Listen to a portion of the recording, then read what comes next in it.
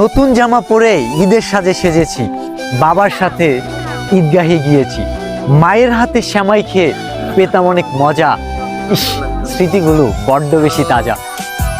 ছোটবেলার ঈদগুলো হয় না কবু তুলনা, ছোটবেলার ঈদগুলো এখনো ভোলা গেল না। ঈদ মোবারক।